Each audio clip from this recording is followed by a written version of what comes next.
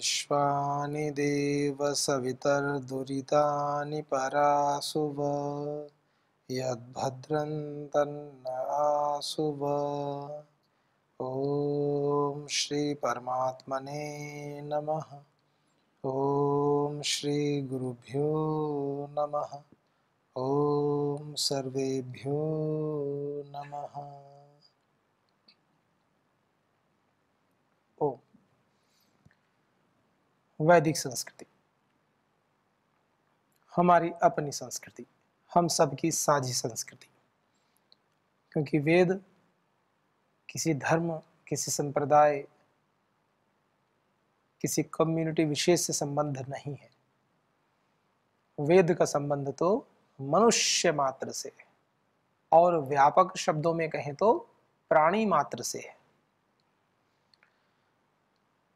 तो हम किस प्रकार से वैदिक दिनचर्या होती है, किस प्रकार से हमें अपना जीवन जीना चाहिए, इसका सीधा सीधा संदेश वेद मंत्रों के माध्यम से ऋषियों ने हमें दिया है, जो ईश्वरीय उपदेश है।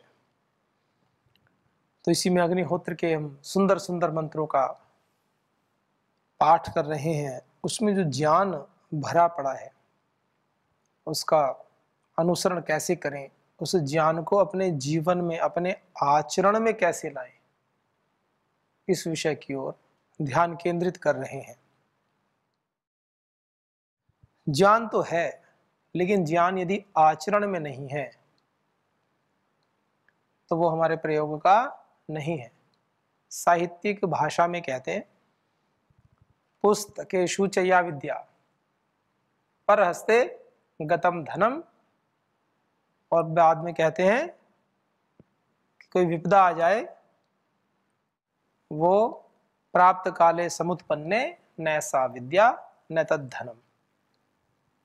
कोई आपत्ति काल, विपत्ति काल आ जाए, जब उसकी आवश्यकता हो तो वो विद्या भी काम नहीं आती और वो धन भी काम नहीं आता। पुस्तकेषु च या विद्या पर हस्ते गतम धनम। पुस्तकों में तो बहुत विद्या है, आपने भी बहुत पढ़ ली, लेकिन पुस्तकों में ही पढ़ ली है, पुस्तकों में रख के छोड़ दी, व्यवहार काल में नहीं लाया। पुस्तकेषु च या विद्या, जो विद्या केवल पुस्तकों में ही रखी रह गई, पढ़ लिख करके आपने पुस्तक की पुस्तक में ही छोड़ दी। इसका तात्पर्य क्या है? जैसे वर्तमान में आप देखते हैं ना, बच्चे बहुत सारे पढ़ते हैं, पढ़ने के बाद में 6 क्लास पास आउट की, 7th में चले गए। 6 में क्या पढ़ा था, कोई मतलब नहीं है। आप में से बहुत सारे, और आप लोगों के भी अपने अनुभव हैं, त्रिकोणमिति, ट्रिगोनोमेट्री, अलजेब्रा, अंक गणित, बीज गणित, कैलकुलस, इतने सारे फॉर्मूले, साइन थीटा, कोस थीटा, और पता नहीं tan 30 और tan 90, कोसेक, सेक, कॉट, क्या क्या पढ़ डाला। इंटीग्रल कैलकुलस एक भी उपयोग में नहीं आ रही है। उपयोग में क्या आती है? सामान्य, plus minus, divide, subtract, multiply करना, गुणा भाग, ये दैनिक दिनचर्या में आती है। तो हमारी पद्धति कैसी है? मैं इस विद्या का निषेध नहीं कर रहा हूं, ये ट्रिग्नोमेट्री या कैलकुलस का निषेध है। जिनको इस विषय में आगे बढ़ना है वो पढ़े, लेकिन सबके ऊपर लाद दी जाती है। अभी तो थोड़ा उसको कम किया गया है, अच्छी सरकारें। तो ये ज्ञान कैसा है? ये है पुस्तकेषु च या विद्या। पढ़ा, पढ़कर पास हो गए, पास होने के बाद में समाप्त हो गया। 11th पास किया, 12th पास किया, उसके बाद अगला कार्यक्रम शुरू। उसका आज तक जीवन में कोई उपयोग ही नहीं आया। साइन 90 का कहां प्रयोग करना है, सेक 45 का कहां प्रयोग करना है, कहीं विषय उपस्थित नहीं हुआ।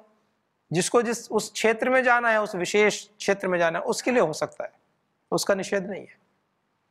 लेकिन सामान्य रूप से सबको पढ़ाया जाता था।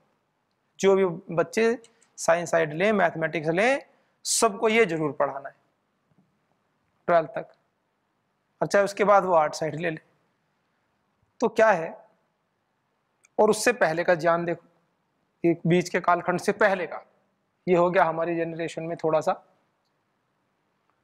और अपने माता पिता, दादा दादी, उनकी जनरेशन वाला ज्ञान देखो। जो टेबल्स कहते हैं ना, जिनको पहाड़े बोलते हैं, वो भी आधा, जैसा 2 1 जा 2, 2 2 जा 4, 2 3 जा 6 बच्चों को सिखाते हैं, वो कहते हैं हाफ 1 जा हाफ, हाफ 2 जा 1, हाफ 3 जा 1.5, हाफ 4 जा 2, हाफ 5 जा 2.5, हाफ 6 जा 3, हाफ 7 जा 3.5, हाफ 8 जा 4, ऐसे आधे का पहाड़ा, आधे का, डेढ़ का पहाड़ा, डेढ़ 1.5 का, डेढ़ 1 जा डेढ़, डेढ़ वो तो 1 जा तो था ही नहीं, डेढ़, डेढ़ एकम डेढ़, डेढ़ दूनी 3, डेढ़ तिया 4.5 और डेढ़ चौका 6। ये था गणित। आज के वैज्ञानिक से बुलवा लो पहाड़ा डेढ़ का, आधे का बुलवा लो, आधा, डेढ़, सवा, सवा एकम सवम, सवा दूनी 2.5, करते रहो हिसाब, सवा तिया 3.25। ये पहाड़े बच्चों को याद कराते थे। आप सोच कर देखो, हमने कहा कि हमारे तो पढ़े लिखे नहीं परिवार में, अनपढ़ हैं और ये तो गांव की शिक्षा देते हैं। अरे गांव की नहीं, वो जीने की शिक्षा थी, वो जीवन की शिक्षा थी। जो व्यावहारिक प्रयोग में विषय आते हैं उनकी शिक्षा थी। आज तक तो आज का ज्ञान कैसा हो गया, दुकान पे गए, कहा कितने में देते हैं, कि जी ये 59 रुपए में। तो नहीं जी हम तो 59 रुपए हमारे पास नहीं, हम तो 100 का चलेगा। हाँ ठीक है चलेगा। कोई का 60 रुपए ज्यादा है कि 100 रुपए, उसको यही नहीं पता है। 70 रुपए ज्यादा है कि 78 रुपए ज्यादा है, यही नहीं पता है। उसको 80 में दोगे कि 100 में, कि नहीं 100 में। वो कहे नहीं 80 में ले जाओ आप, नहीं नहीं 80 में नहीं, 100 में दे दो, क्योंकि 100 का नोट है उसके पास या 500 का है। कहा ठीक है लाओ 100 में दे देते। ऐसी स्थिति है। ऐसा ही एक चला गया व्यक्ति, पिताजी ने कहा कि बड़े ऊंचे रेट में बेच के आना।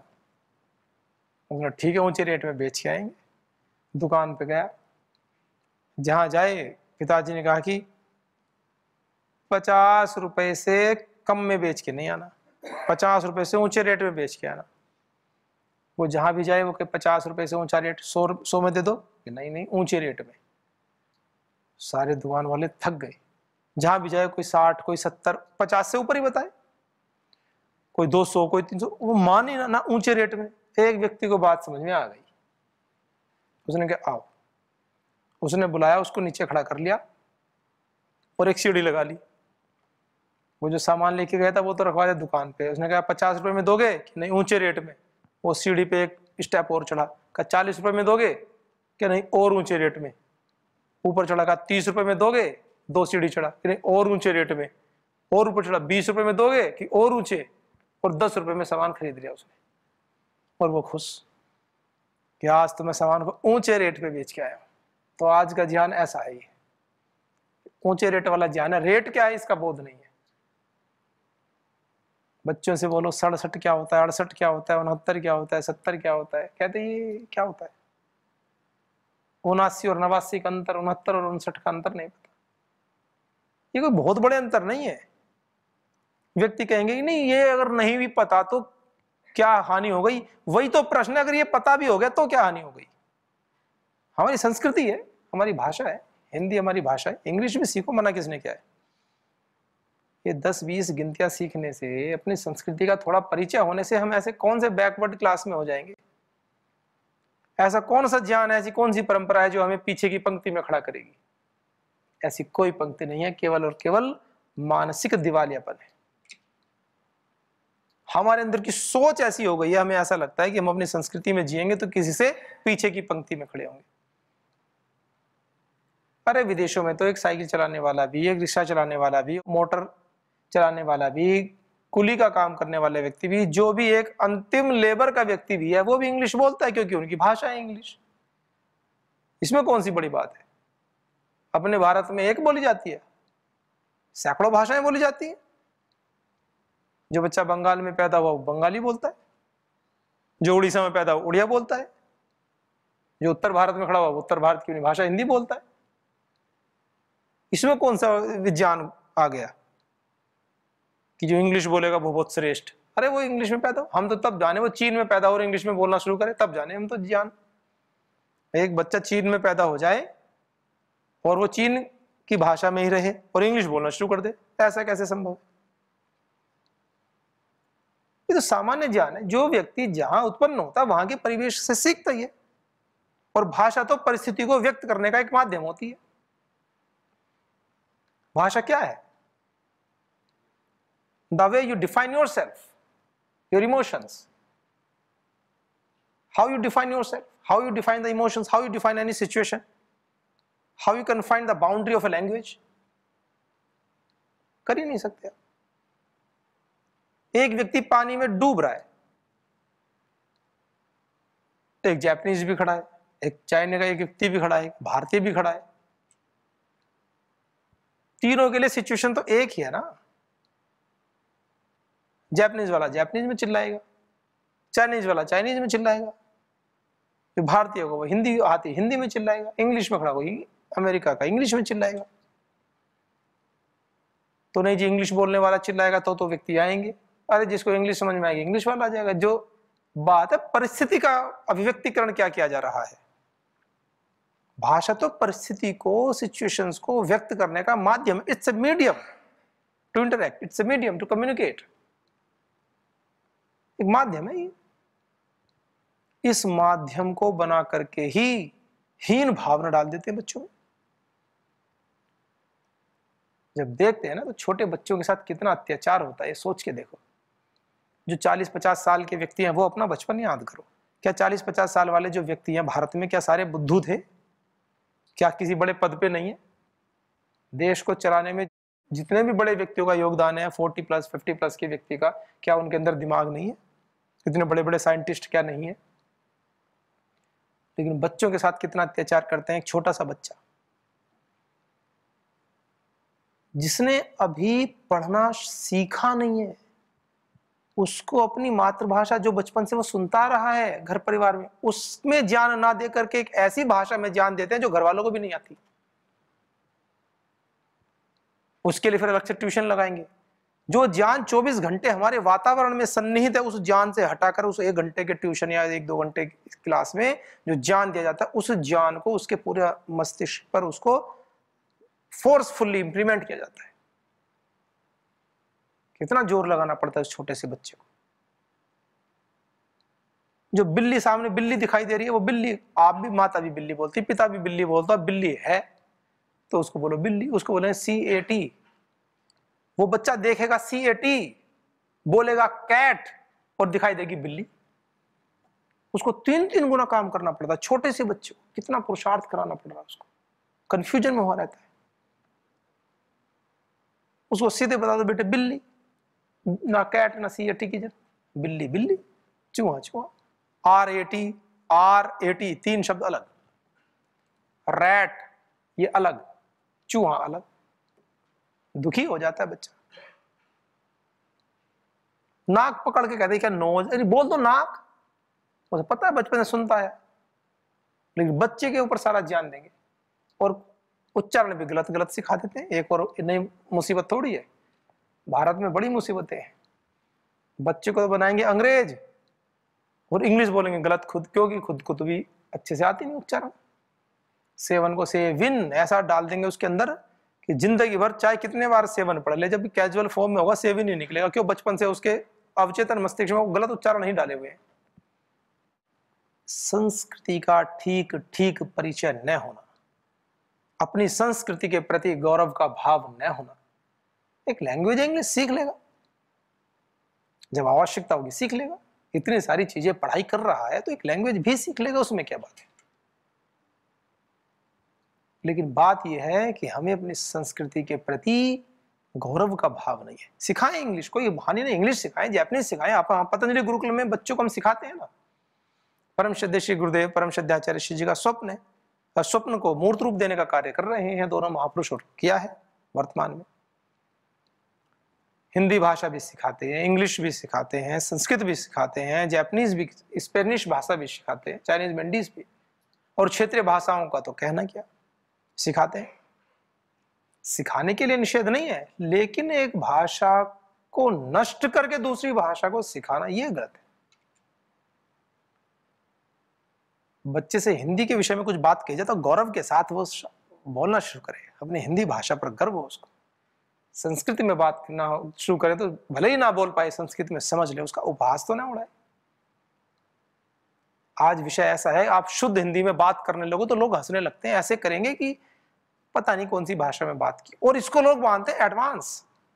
जो व्यक्ति हिंदी भाषा को, संस्कृत भाषा को नहीं समझ पाते हैं और उसका मजाक उड़ाते हैं, उन लोगों को हम एलिट क्लास का मानते हैं कि पढ़े लिखे अच्छे हैं, मूर्ख हैं वो, महामूर्ख। क्षमा चाहता हूं, पर है तो ऐसी बात। आपको तो जाना नहीं अपनी हिंदी भाषा का, संस्कृत भाषा का, ऊपर से हंस के उसका मजाक उड़ा रहे केवल एक भाषा को जान करके। ये बात तो न्यायपूर्ण नहीं है ना, ये तो पाक्षिक बात होगी ना। ये तो माँ है ना, जिस देश में हमने जन्म में लिया है, जिस देश की भाषा हमारे पूरे पूर्वजों ने जिस भाषा को अपनाया है, संस्कृत भाषा को, हिंदी भाषा को, उसको हम ऐसे मजाक में उड़ा दें, ये तो उचित नहीं। ये तो अपमान है, अपनी संस्कृति का अपमान है, अपने माता पिता का अपमान है, अपने पूर्वजों का अपमान है। ये तो माँ है अपनी, अपनी संस्कृति, अपनी भाषा तो माँ होती है। हम दूसरों की माँ का भी सम्मान करें, पर इस शर्त पर कि अपनी माँ को तिरस्कार करके, घर से बाहर निकाल करके दूसरों की माँ का सम्मान करें। समाज ही निकाल देगा आपको, समाज ही तिरस्कृत कर देता है ऐसे व्यक्ति को। तो इन सब बातों का हमें विशेष ध्यान रखना चाहिए। और ये ज्ञान कैसे आता है? जब हम अपनी संस्कृति में जीते हैं, वेद में वर्णित जो ज्ञान है उसको हम बार बार पढ़ते हैं, अनुसरण करते हैं, उसको आचरण में लाते हैं। इसलिए कहा पुस्तकेषु च या विद्या, पुस्तकों में जो विद्या दी गई और पुस्तकों में ही रह गई तो वो काम की नहीं है, जब तक प्रैक्टिकल जीवन में न आए। पुस्तकेषु च या विद्या, यदि व्यक्ति को यह पता हो कि 50 रुपए की कीमत क्या होती है और 60 रुपए की क्या होती है, तो वो समझ जाएगा कि 50 से ऊपर तो 60 होता है, 70 होता है, 50 से ऊपर 40 नहीं होता। चाहे वो एक सीढ़ी पे चढ़े, चाहे एक छत पर चढ़कर बोले 40 रुपए की ऊंचाई, वो कहेगा कि ये कम है, ये ज्ञान है। पुस्तकेषु च या विद्या पर हस्ते गतम धनम, धन दूसरे के हाथ में देना। इसका अर्थ अलग अलग प्रकार से भी है, इसका कोई ऐसा शाब्दिक अर्थ इतना ही नहीं है। इसका अर्थ यह है कि भाई धन यदि आप पास में नहीं है और कहीं कोई कार्य उपस्थित हो जाए तो कैसे करोगे, इतना तात्पर्य है। प्राप्त काले समुत्पन्ने, कोई विपरीत परिस्थिति उत्पन्न हो जाए ऐसे और हमें आवश्यकता हो तुरंत, पुस्तक है नहीं आपके पास मान लीजिए, तो न सा विद्या, तो वह विद्या भी किस काम की, और न तद धनम, और वह धन भी किस काम का। मार्केट जा रहे हैं, पास में थोड़ा बहुत पैसा है, कहीं जाना है, टिकट लेना है, कुछ कार्य करना है तो ले लोगे, नहीं है तो कैसे लोगे। कहीं प्रसंग उपस्थित हुआ, कोई बात बतानी थी, ये तो पता है कि पढ़ा तो था, लेकिन क्या पढ़ा था ये पता नहीं है। पढ़ा है तो कुछ बता दोगे, बोल दोगे। इसलिए तो कहा विद्वान सर्वत्र पूज्यते, क्योंकि विद्वान के पास जो विद्या का धन होता है वो आचरण, ज्ञान में होता है उसके, और ज्ञान का पता चलता है उसके आचरण से। उसका आचरण कैसा है, उसका उठना बैठना बोलना कैसा है, उसका संपूर्ण व्यक्तित्व कैसा है, इस बात से पता चलता है वह व्यक्ति कितना ज्ञानी है, उसके जीवन में विनम्रता क्या है, कितनी है। ये ज्ञान का लक्षण है, विनम्रता। तो शास्त्र में यही तो बताते हैं। तो कितना सुंदर मंत्र इसमें आया, और पूर्व में कितना अच्छा मंत्र था। ये न द्योरुग्रा पृथ्वी च दृढ़, ये न स्वस्तभितम, ये न नाकः, यो अंतरिक्षे रजसो विमानः, कस्मै देवाय हविषा विधेम। कि उस परमात्मा ने उग्र सूर्य चंद्र आदि को धारण किया है, सूर्य आदि लोक लोकांतरों को, दृढ़ा च पृथ्वी, पृथ्वी जो दृढ़ स्थायी, हमें स्थैर्य देती है ना पृथ्वी। हम यहाँ बैठे हैं तभी तो बैठे हैं, पृथ्वी स्थिर है, वो घूमती है अपनी धुरी पे, एक अलग बात है, वो एक अलग मैकेनिज्म है।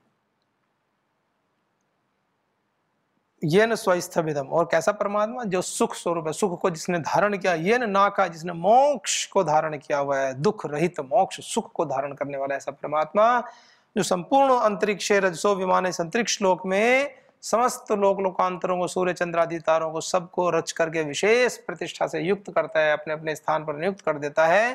ऐसे सुख स्वरूप परमात्मा के लिए हम विशेष भक्ति क्या करें, अपनी अपनी पूरी सामर्थ्य से क्या करें। ये जो शब्द कहते हैं ना, अपनी सामर्थ्य से भक्ति करना, इसका तात्पर्य क्या होता है? जब मनुष्य का जन्म होता है तो प्रत्येक की परिस्थिति अलग अलग होती है। किसी व्यक्ति के पूर्व जीवन में साधना का स्तर अलग था और आज उसका स्तर अलग है। साधना के स्तर में भी भिन्नताएं होती हैं। उस विषय में ध्यान केंद्रित कराना चाह रहे हैं। जब जन्म हुआ उस समय हमारी जो साधना का स्तर था, पूर्व जन्मों में किए गए कर्मों के परिणाम स्वरूप, विपाक को कर्म प्राप्त होने के परिणाम स्वरूप जो नव जीवन हमें मिला है, उस जीवन में जो हमारी योग की स्थिति है, उस स्थिति का जो सामंजस्य स्थापित करना है वर्तमान समय से, वो कैसे करेंगे? वो भिन्न भिन्न होता है सभी का। पूर्व जन्म में किए गए पुरुषार्थ के अनुसार आपकी स्थिति अलग होगी, किसी दूसरे की अलग है, तीसरे की अलग है, हो सकता है चौथा तो इस अभी प्रयास कर रहा है उस स्थिति में आने के लिए, जिस स्थिति को आप छोड़ करके आए। और योग मार्ग के विषय में एक बहुत बड़ा आश्वासन परमात्मा का है कि आप यदि योग के पथ पर चलते हो, ईश्वर के पथ पर चलते हो, आध्यात्मिक पथ पर चलते हो, तो आपकी जो स्थिति है वहां से आप आगे बढ़ते हो। तो इसीलिए कहते हैं कि सबकी सामर्थ्य अलग अलग है, इसलिए कहा कि सब अपनी सामर्थ्य अनुसार विशेष भक्ति क्या करें। हो सकता है किसी का 15 मिनट में काम चल जाए, लेकिन किसी को हो सकता है आधा घंटा 1 घंटा बैठना पड़े। कभी ईश्वर भक्ति में कोई समय का लिमिटेशन नहीं होती कि सबको 10 मिनट ही करना है। एक सामान्य नियम हो गया कि ना करने से तो अच्छा सब साथ बैठकर 10 मिनट कर लें, लेकिन अपनी अपनी स्थिति अनुसार हमें उस समय को कम करने की तो आवश्यकता ही नहीं है, कि ईश्वर का भजन करो, जितना करोगे उतना रस आएगा, क्योंकि परमात्मा तो रसो वैसा, रसात्मक है।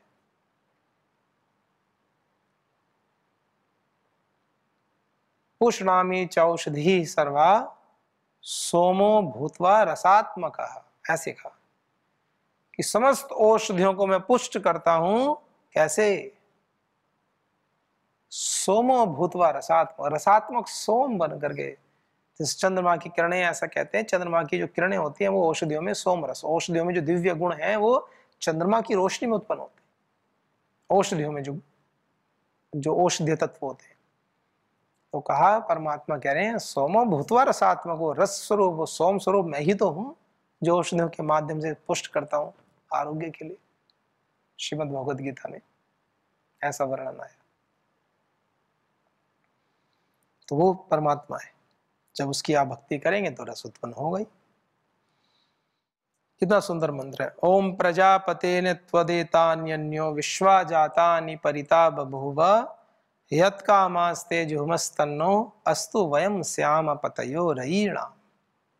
रयीणाम धन ऐश्वर्य के लिए ऐसे बोलते हैं। प्रजापतेन त्वद एतानि अन्यो, इको अणची हो गई। त्वत जो व्याकरण के छात्र हैं वो जानते हैं। त्वत प्रजापते, हे प्रजापते, हे सब प्रजा के स्वामिन परमात्मा, संबोधन पद है। प्रजापति, प्रजापते, हे प्रजापते। न त्वद एतानी, एतानी और अन्य, एतान्यन्यो एक अणची हो जाती है।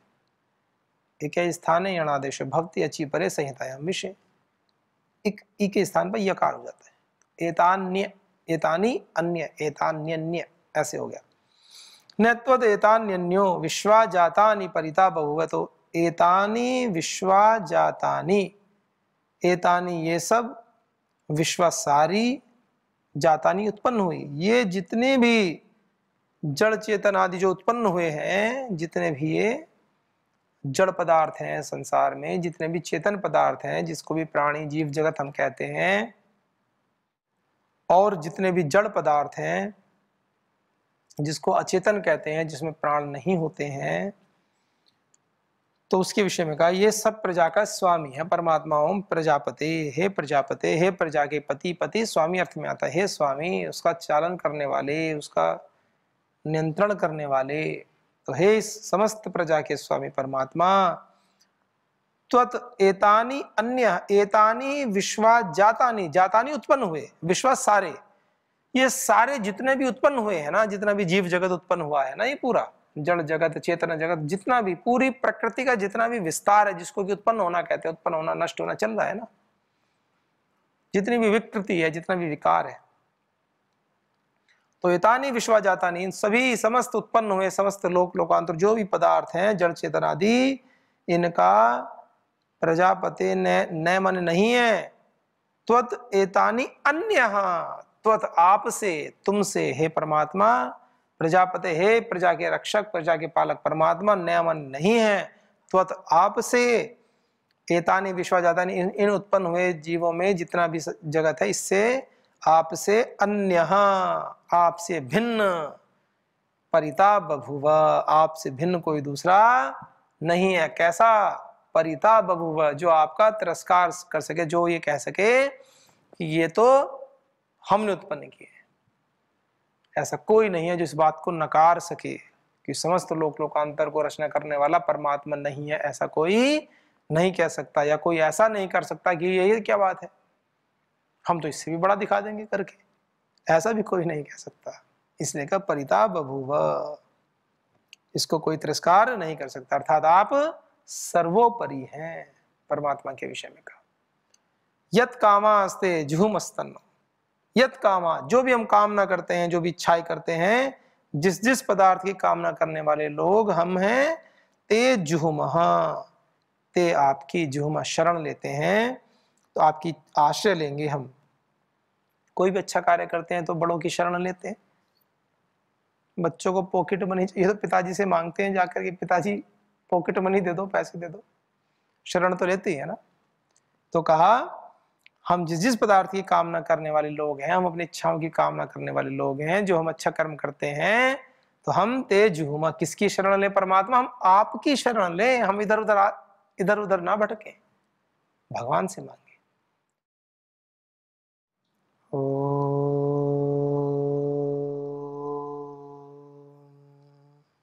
शांति शांति शांति। ओम श्री गुरुभ्यो नमः।